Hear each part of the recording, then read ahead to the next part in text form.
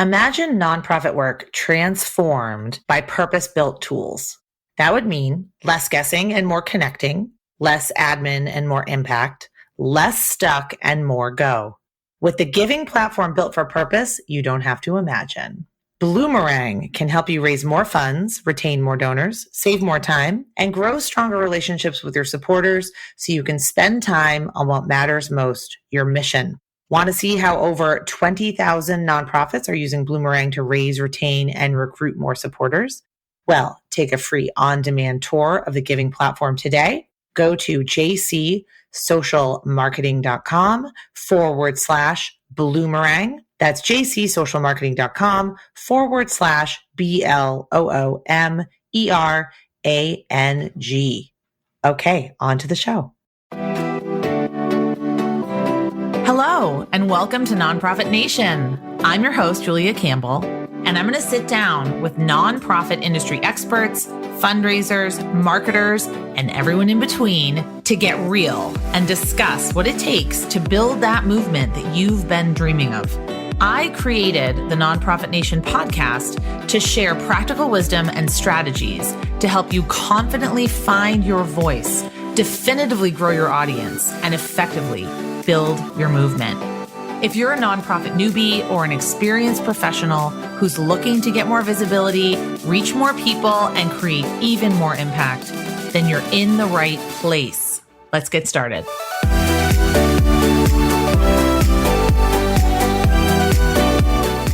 All right. Hello, everyone. Welcome to the show. This is Nonprofit Nation. I'm your host, Julia Campbell. We're often told to be more curious, but how do you actually develop curiosity as a skill? And how can curiosity be used as a powerful tool in nonprofit and philanthropy communications? In this episode, I talk with Leo Chan, founder and chief innovation igniter of Abound Innovation Incorporated, to explore how curiosity fuels creativity, improves storytelling, and leads to fresh, innovative solutions in nonprofit communications. Now, Leo is a former innovation catalyst at Chick-fil-A. He's a Lego Serious Play facilitator and a LinkedIn Learning instructor. And Leo's going to share some of his hands-on techniques to cultivate curiosity and to apply it to our work. Leo, welcome to the podcast. Thanks, Julia. Super happy to be here. And hey, everyone. Hey, Nonprofit Nation. I'm excited to have this conversation with you today. So I guess I first have to ask, what is a Lego Serious Play facilitator? And we were talking before we hit record about how my son is incredibly into Legos, and I'm sure a lot of other people have kids or maybe they're into Legos. But how do you become a Lego Serious Play coordinator or facilitator? Yes, your curiosity is kicking in. Yes, I'm curious. Good. Yes, Lego Serious Play is a real thing. It's a job. It's a career of mine. I was trained by there's 4 in the world that are Lego Serious Play master facilitators who were officially trained by Lego HQ, and I got trained by 2 of them. So this is actually a business methodology, business tool that is used globally. It's existed for over 20 years. It's practiced in, I think, all continents of the world. And there's lots of people like me, but nobody has the name Leo. It just goes so well with Lego. It does. It does. That's fantastic. So you go and facilitate workshops using Lego? That's right. Yeah. So I work with, I would say generally corporate clients, even with nonprofits. And it's really used to unlock more creativity. It enables diversity of thinking. It enables all voices to be heard. It's kinesthetic. It's visual. It's auditory. It's great for all styles of learners. It's great for introverts. It's great for extroverts. And it's done in such a playful way. So it's almost like it's a different form of communication, actually. Instead of just talking with your mouth, you are communicating through these 3-dimensional models that you build. Well, we know that curiosity is often encouraged, but it's rarely taught. What are the foundations of curiosity? I have scrutinized curiosity, and I think curiosity has always led my life. I am a curious cat. And I think the problem is that curiosity became taught out of us. I think I'm not going to criticize the educational system, but I think that we are over our educational life, some of us are taught that there's only one way to do something. There's one answer. If you think about sort of like linear solutions and A plus B equals C, that kind of thing, 1 + 1 = 2. And so sometimes we're taught that there's perhaps one way to look at the world. And I think I'm fortunate. I have a graphic design degree, and I was educated that there's millions of possibilities. And I think that's what curiosity allows us to do, is to kind of want to seek those things. So as I was exploring creating teaching or workshops on this, I realized that I have a process to curiosity. So I created my own. I call it the C process. Oh. So it's C with an extra E. So the first S stands for that you actually have to see something. So I talk about that there's two ways of seeing curiosity. There is reactive curiosity, and reactive curiosity is kind of like there needs to be some sort of stimulus that piques your curiosity. I call it a curiosity whiff. So if you've ever been, I'm sure this has happened to you, Julia, where somebody with very strong perfume or cologne walks by you and you get that whiff, right? For good or for bad. Yes. But you smell it and you're like, oh, what is that, right? And that's the same with our curiosity. So let's just say a UFO flies by us right now. Right. That may be a curiosity whiff for you. You might be like, was that a UFO? I'm going to go follow and see what that is. Right. Right. So there's like a prompt. We react to something that's given to us. That's reactive seeing. But then there's proactive seeing, where we can sort of, I like to say, we can kind of take agency over that narrative. Instead of just waiting for things to happen, we can kind of solicit experiences. And I have tools that I teach around how we can do that to make kind of curiosity whiffs come to us. So we can kind of take a proactive stance on that. So that's the first letter, is S, is seeing. And then the second is we have to engage, right? So if you see something that makes you feel curious, you actually have to make a choice. What kills curiosity often for us is busyness, when we lack time, right? When we're too busy at work, or we're going somewhere and you just literally don't have time to stop. And so we don't choose to engage for whatever reason. It's a choice that we make. So you have to see something, then you have to choose to engage it, and then you have to explore it. When I say, when you explore this curiosity, like, give yourself that permission. If you're going to engage with this thing, immerse yourself in the world, take the time. And you lose all track of time when you're exploring curiosity, because you get into flow state. And flow state's when we're in our most creative self and our creative best. And if you remember when you were a kid and you're playing and your mom or dad says, hey, Julia, come home at 6 o'clock. You're not home at 6 o'clock. You're in the sandbox playing. You're having a great time. You lose all track of time. That's what it's like when we immerse ourselves in our curiosity. Yes. Because the final E is enjoy. Research shows us that when you satisfy your curiosity, your brain floods your brain with dopamine, and dopamine is the pleasure reward chemical in your brain. So you literally feel happier because you satisfy your curiosity and your brain rewards you. So that in short is the C process to curiosity. So this process, this is how curiosity can be developed as a skill. Because I think many people think that it's either something you have or you don't, right. Or like you said, it's maybe kind of drilled out of you or drained out of you as an adult. So how can it be developed as a skill? How can we intentionally develop it? Yeah, so knowing the process, I think, helps. And so, in the workshops and things that I teach, I talk about how you develop this. So one of the very counterintuitive things I talk about to see better, we're in the land of social media and newsletters, and there's so much content out there on the internet. But how often are we enabling that to come to us? Do you sign up for newsletters? Do you follow things on social media that may or may not interest you? And I always encourage people, when you're signing up for things, to actually do both. When's the last time you signed up for something you were completely uninterested in? Sign up for that. Why? Because it gives your brain more play. You get to learn about a new topic that maybe you never thought about, or if you follow someone that's not in your wheelhouse, that normally who you'd follow, they're going to expose you to new information, new techniques, a new point of view that you would never have thought about. And that leads you to those curiosity whiffs that happen. Because, recently I actually have a graphic design degree. I've also have a photography and video background, and I do more video content these days. And so I was like, I should start following videographers, photographers, to get myself back into that world, because it's been a minute for me. That was a long time ago. And to see what are people doing in terms of capturing things differently. And so I followed, on social media, I followed all sorts of filming techniques and way to shoot angles and all sorts of stuff. And it's not necessarily not in my interest, but I don't normally would have that exposure to it. And it's gotten me to just think about like social media content using my phone in all sorts of different ways. It's just really interesting. So I've been trying to diversify even for myself, the things I see, because then I get curious. I'm like, oh, that's really cool. Like, how do they do that? And then you go down the rabbit trail and all that. So that's one technique really to do that. Yeah. So what do you see as some of the biggest barriers to curiosity in the workplace? There are, of course, challenges. And like I mentioned, time is a big factor. When we're too busy, we actually see less, right? And I like to compare it to driving on the freeway versus going for a walk in your neighborhood, right? When you're driving on the freeway, things are flying by. You can't really see, it's blurry. But when you're walking, you can smell the roses, you can pet a dog, you can interact with your neighbor.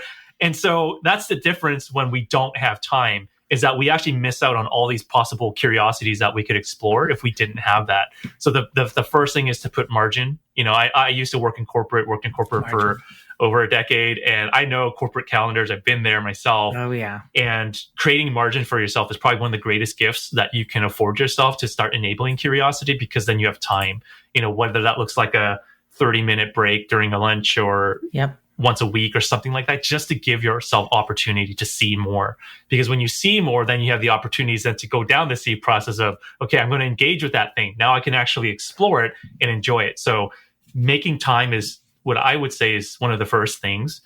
The second problem I think that we have is that we have actually become experts in our fields. Mm-hmm. And while that is very good, it's good for us to know things about what we do, but our expertise can often lead us to be less curious about it, because, we might think we know, or perhaps there's a perception of us thinking, oh, well, if I start asking questions and explore curiosity, does that lower my expertise? Does that lower the perceived expertise that I have in the room? It's like, why is Leo asking all these, basic questions? What we already know that. Why is he asking that? So that expertise can also lead us to stop asking. And I like to say, I'm an innovation and Lego serious play expert, right? But I have to resist the temptation to say, I know everything. I'm an expert, so therefore I cannot learn more. It's possible for me to shut that off in my brain and to say, like, I've reached, a certain level and that's it, right? And then when we do that, then curiosity shuts down. We stop learning. So our expertise can kind of get in the way sometimes. And statistically for adults, we literally have stopped asking questions. So, Julie, do you know the average number of questions adults ask in a day? Oh my gosh. Want to hazard a guess?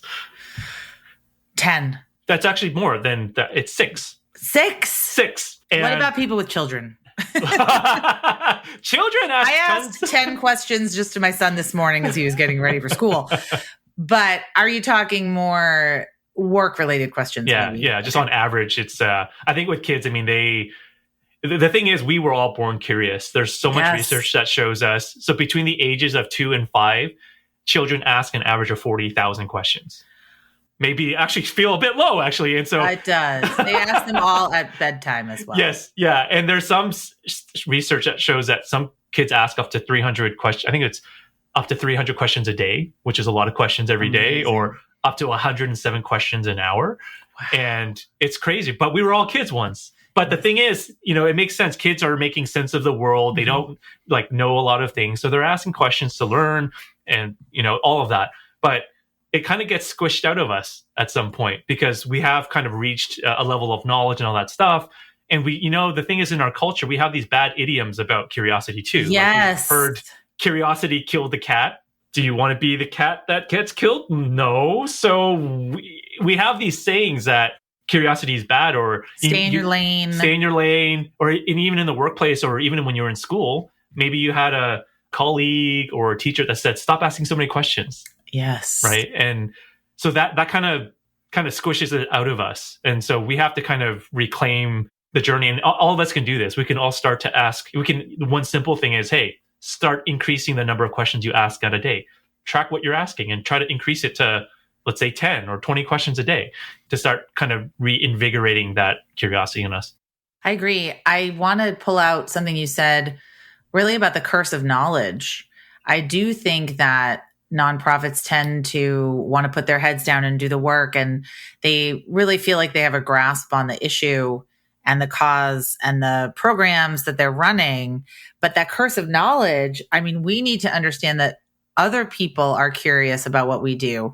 So we need to almost have empathy for people and think in that way and think about what might they be curious about and what else can we explore.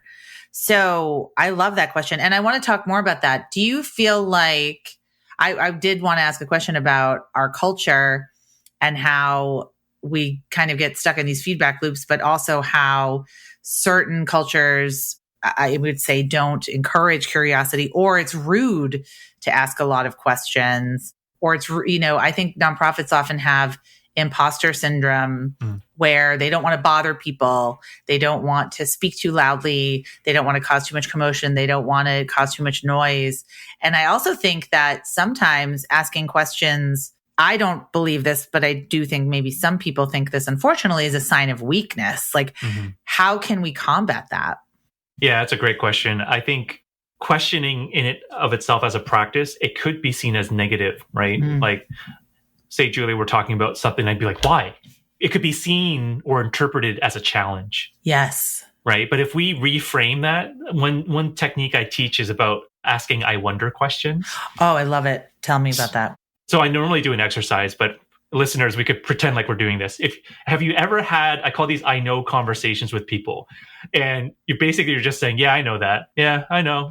Right. And so the conversation never really goes anywhere, right? Because we all know a bunch of things. But what if you start reframing those conversations to I wonders? Let's say you're talking about a nonprofit challenge that you have at your workplace. What are the things that you wonder? Right. So it doesn't invite that you're positioned as a beginner. It's a frame of curiosity. What would we wonder about the problem that we have at hand versus the things that we know about it? And to just invite conversation around that. The silly example I like to use when I teach this is talking the difference between what we know about turtles versus what we wonder about turtles.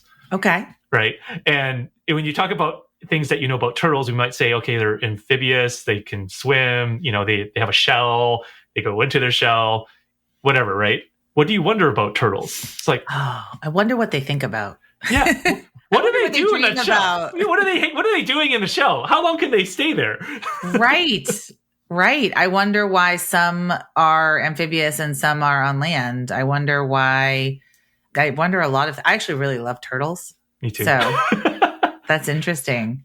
I love the framing of I wonder. Yeah. So I think that's fantastic. I think it's so important what you just said, that a lot of people could see asking questions as a challenge. So say you're in a fundraising meeting with your executive director and the executive director brings up a donor, but you want to ask questions like, well, why would this donor give? Or what kinds of things should I ask this donor? Where do they work? Or what is their volunteer history? What's their history with us? And you worry that you should either know it or that it is going to come off as almost a challenge to the executive director. I think that's really interesting. So what do you think are some ways that curiosity can lead to better fundraising results for nonprofits? I think curiosity leads us to understand others more. Like there's research, there's a woman named Francesca Gino. She's a Harvard professor, and she's done research on curiosity and question asking and all this. And one of the things that she discovered was it leads to more empathy for others. And that makes a lot of sense, because when we're curious about other people and their perspective and where they're coming from, that automatically builds empathy within us. And I think, if you're talking about fundraising with donors, it's like, let's get curious about their motivations. Let's get curious about what matters to them. Why have they supported you in the past? What might hold them back? Like, get curious about their position, who they are, what they love, what they don't love, like, and all of that. And wouldn't fundraising be more meaningful and effective if we knew more and more about those folks? And I think it's curiosity that would allow us to lean into that. And I think it's generous. I think for donors, they genuinely want to be heard, and they want their experience. They want to share their experiences, and they want the nonprofit to know more about them. And I think for us to be curious about our donors is just a generous act. I actually really believe that. So in terms of communications, I know that you've spoken at ComNet, you spoke at the ComNet conference, you've done webinars. For communications, I know that nonprofits, social justice organizations, advocates, we're all constantly competing for attention. What are some ways that maybe curiosity can help us cut through the noise and create messaging that resonates? Yeah, that's a great question. I think data is a really powerful thing that we, as a tool that we have these days. And so, I mean, when I was at ComNet, I remember these incredible booths and all these really cool experiments and work that people were sharing. And I think because we have data, we can look at what tracks well with our audiences. Are there certain types of posts or videos or audio or podcast topics or things like that track well with the audience? We can track those things these days, right? And if we notice spikes when it's more engagement, more likes, more feedback, maybe there's a peak in donations. Why is that happening? I think if we take the time to be curious about these things, it gives us insight into how people are reacting. For example, I can talk about, I'm on LinkedIn a lot. I post a lot on LinkedIn.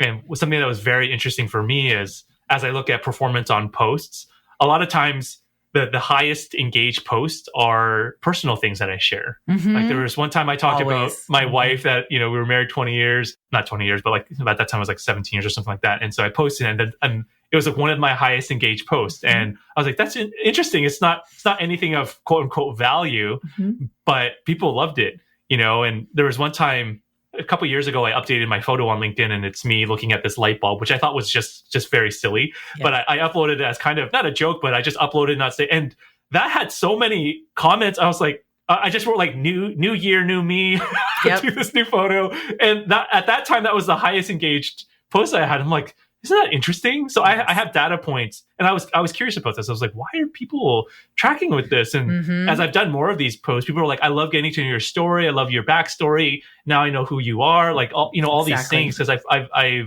since those days, I've posted more about myself and things that matter to me, those things as well. And so it's getting curious about what does well, right? Absolutely. And looking at that, because we all have these metrics. You can look at on LinkedIn or Instagram. You're always given tons of data. Are you using that for to better reach your target audience? Getting curious about the data, getting curious about the results. I mean, I teach nonprofits how to use social media and digital tools to build their communities and, connect with their stakeholders and do better fundraising. And you always have to be curious about the content that works, right. Curious about the trends that are happening, curious about the types of content, curious about what your audience is resonating with and what really works. I mean, you really have to constantly, if you're a communicator, you constantly have to be curious about new things. And that doesn't mean you have to overwhelm yourself with shiny object syndrome. So I guess that would be my next question, because for someone like me, I feel like I can be overly curious because I curate my day. I'm self-employed. I have a lot of freedom over my day and what I can do and how I can use my hours. And I could literally just go down 90 rabbit holes all day on a variety of topics. So how do you kind of rein it in? How do you make it work for your professional goals? Yeah, I like how you called it shiny object syndrome. So I'm like you, Julie. I have my time is my own. I can kind of choose what I do. Sometimes I do allow my curiosity to lead me. There's one example I like to share. So are you familiar with Ratatouille, the movie? I love that movie. Do you know about the Ratatouille TikTok musical? Yes. Yes. Okay, so the Ratatouille. How cool is that? It's actually one of the coolest collaboration stories I've ever heard of, from a business lens. I discovered it about a year later. So I missed it. I discover everything way too late. Yeah, I missed it about a year later. I'm like way behind on the trends. So I found this. I love Ratatouille as a film. Anyway, somehow I found this whole thing. I literally it was a Friday. I totally remember it was a Friday. And I spent about 5 hours going down the Ratatouille TikTok Broadway musical thing. Yep. I watched all the videos and learned about how it all came to be. I watched everything, including the actual broadcast that they have on YouTube. And that could potentially seem like a waste of time, but I was the happiest person that day. And I still remember doing it. And I actually talk about it now in the innovation workshops that I teach, including this curiosity one and in a collaboration mindset workshop that I have, because it's such a powerful story of what happens when minds come together and work on something. Like you can never predict what could happen. And so I always will say that I don't ever think that pursuing curiosity is ever a wasted time, because at the very least, which is already good in and of itself, is that you will learn something new about something. And when I talk about innovation, I'm like, those little data points in your mind, you never know when you might use it again in the future. You can't predict it. And you never know when that little nugget that you just ingested might come up a year later and be like, oh yeah, remember that thing? You have it in your brain. And then you can totally utilize it. So I never see it as a waste of time, but I totally agree with you. Like we could spend all sorts of our time doing that. So sometimes I have to balance it with like, what do I actually need to get done? But if there's something curious that crosses my path, I give myself permission to go follow the whiff and see where it goes. Because a lot of times you're presented these curiosity whiffs, but if you miss it, you might forget about it and then it's gone. And then you lose it, right? And you just like, you don't remember, things happen, you get busy again, and it's just out of your brain. And I find sometimes I have to intentionally slow myself down to look at things or to pursue my curiosity. And I can give you an example. I remember I was with a bunch of friends. We were downtown here in Toronto, and we were in a mall, and they all had somewhere to go. And we all walked by this. I have a graphic design degree, as I mentioned, and so I love typography. And I saw this art installation with these beautiful panels that were very typographically set, and it caught my interest. But we were going to, I think it was Chapters or something. So we go there, and they all hang out there, and I was like, oh, I think they're going to be here a while. And I told my wife, and I'm like, I'm going to go back to the thing we just passed because we didn't have time for it, but now I see that I have time for it. And I literally stood there and read. It was a three-dimensional thing. It was four-sided. And I literally read everything that was there. I took photos, and I noticed, Julia, I was the only person doing it. It was just everyone else was just walking by, and I was just like literally standing there like for a while, reading things, taking pictures, and I was just so happy, like going back to my design days, and it was just a really nice moment. But that's what happens if we miss it, then we forget, and then it's gone, right? And our world is filled with curiosity whiffs that are waiting to be explored. It's just that we got to take the discipline and diligence to do it. I tend to take notes. So I'll take notes on my phone, or I'll take notes on paper about things to explore like that, because I think they're really interesting. Okay. So on the other side of the spectrum, what if you're stuck? What if you feel you're stuck in your work? I don't know if you watch Severance, the show Severance. I've heard about it, but I have not seen it. It's my favorite show. Talk about rabbit hole that I go down every day. I listen to podcasts. Obsessed with the show. It started in COVID, and then we had to wait 3 years for this second season, but it's amazing. So it's about severing your work self from your outside work self. But in the job, curiosity is very discouraged, obviously. This is a very extreme sci-fi example. Okay. But curiosity is completely discouraged. They are worker bees. They are in the office. They are drones. They're doing the work. They don't even know what they're doing. They're just filtering numbers into buckets. Okay. What if you have a job like that? Like, what if you feel like you're very stuck in your job and there's just not very many outlets? Like, what kind of exercises could you do? What could you do to really kind of reinvigorate your love for your work? I don't know if this will answer it, but in my career, I always found that there's always administrative tasks to do, things that we don't love, the necessary things that have to happen. And I think I leaned into curiosity to solve those pains that I had, because I'm like, there's got to be a better way to do X, whatever, there's got to be, because I know for myself, I love to be creative. I like to think differently about things. And when we're too busy, like we talked about earlier, it kills curiosity, it kills creativity. And so it's actually curiosity and creativity that will get us out of that situation by looking at, is there a different way to do this? And I don't call myself like a technologist. I do love technology, but I'm not like super into tech. But there's always probably a way to solve something that already exists, either as a tech solution or someone else in the world has solved it. And I find that that's what's going to help us kind of overcome these must-do things. I believe there's unlimited possibilities to solve anything that we're doing.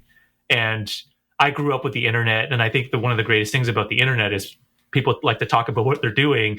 And so you can probably find a solution, if you can't think of one, on the internet somewhere that someone has posted or something. Or if you look at a different culture or a different country, how have they solved it? Or a different industry that you're in, how have they solved it? Has nature solved it for you?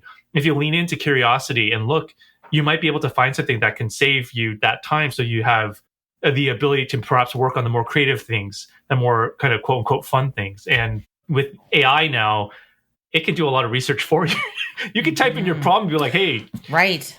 Find me this over somewhere else. Is there a solution? It can look stuff up for you very quickly. So I think we have tools now that really enable us to help solve some of these challenges.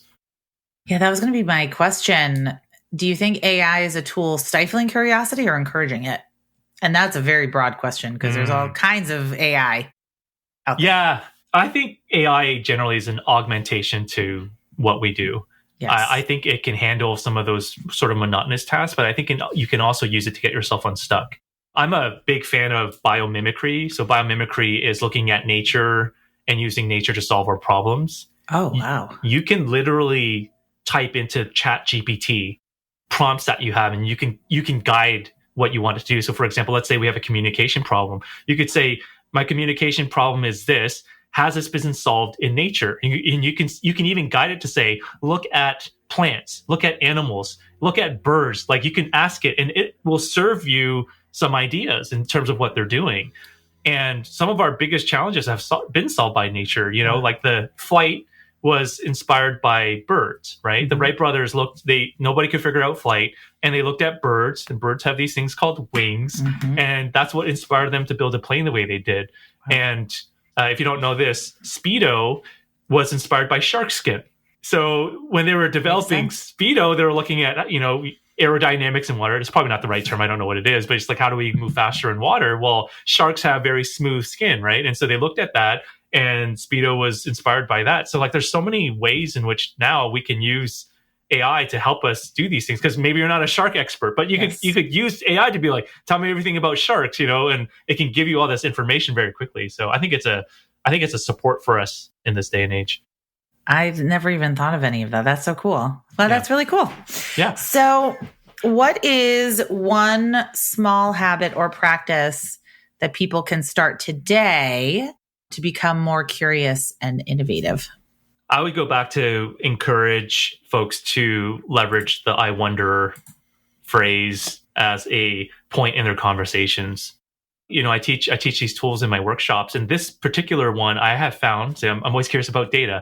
I have found that people have resonated a lot with this one, and it's a very simple technique, but it's so easy to execute on, right? Like we can start folding in I wonder into conversations that we have with people. You can hold I wonder meetings with people. So it's like, let's say we want to be curious. We're like, let's hold an I wonder meeting today and put in the topic that you want to be focused on. And when you come to that, the goal is curiosity. The goal is exploration. And so from a mindset perspective, it helps us sort of lean into that. I wonder about our donors today. We're going to wonder about fundraising today. We're going to wonder about communication today. See where it goes and go from there. And then when you start talking to people individually, have I wonder conversations, right? Fold it into your conversation. And it really prevents that whole, like we talked about earlier, of challenge. It doesn't feel like challenge anymore when you say, hey, I wonder about this. What do you think? Right? I wonder about, it's not a challenge. It's curiosity that's leading it. And so that kind of lowers our defenses. It lowers how we might respond, and we lean in with curiosity. That's the one tool I'd say we should lean into. So Leo, if people want to hire you to do a Lego Serious Play workshop, to speak, or just learn more about you and what you do, where can they connect with you? Yeah, I'd say come find me on social. I'm on LinkedIn or Instagram at Everyone Can Innovate. So you can find me there. Yeah. My webpage is aboundinnovation.ca. So that's my business website. We can talk innovation training. We can talk Lego Serious Play. And you can find me there. So I love talking to people. Find me, message me. I'm happy to have conversations with any of you. LinkedIn as well. I follow you on LinkedIn, and I love all of the amazing resources and insights that you share. So thank you so much. I think this is going to be really helpful for a lot of nonprofits, feeling stuck, feeling like they can't flesh out new ideas. They have to just constantly be doing their to-do list and not getting out of their comfort zone and exploring new ideas. So this is really helpful. Thank you so much. Yeah. I'll plug one course I have. Yes. I have 4 courses on LinkedIn Learning. Yes. I have one called How to Make Innovation Thinking a Habit. And I like to call it's like my greatest hits album of all my innovation curriculum smashed into one course. Yes. So I have the ability to gift it to people for free if you don't have LinkedIn Premium. If you DM me, I can send it to you. So find me on LinkedIn and message me. I'm happy to send that to you, because I actually even talk about curiosity in that one, about the seed process. If you forget, There's a little bit of a reminder there about what that looks like. But if you find me, I can send it to you. And then the last resource I'll share with you is I have a newsletter that I call Indisruptible. So if you go to beindisruptible.com, you can sign up. And I post all the things about innovation, creativity, curiosity, Lego, you name it. I'm doing videos and vlogs and things like that there too. So I love that. I'll post all of this in the show notes. Tell Leo you heard about him from Nonprofit Nation. And yeah, definitely take advantage of all these resources and get more curious. I think this is fabulous. Thanks so much, Leo, for being on the podcast. Thanks for having me, Julie.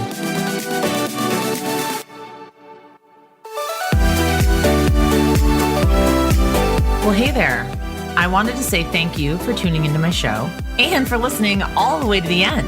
If you really enjoyed today's conversation, make sure to subscribe to the show in your favorite podcast app, and you'll get new episodes downloaded as soon as they come out. I would love if you left me a rating or a review, because this tells other people that my podcast is worth listening to. And then me and my guests can reach even more earbuds and create even more impact. So that's pretty much it. I'll be back soon with a brand new episode. But until then, you can find me on Instagram at JuliaCampbell77. Keep changing the world, you nonprofit unicorn.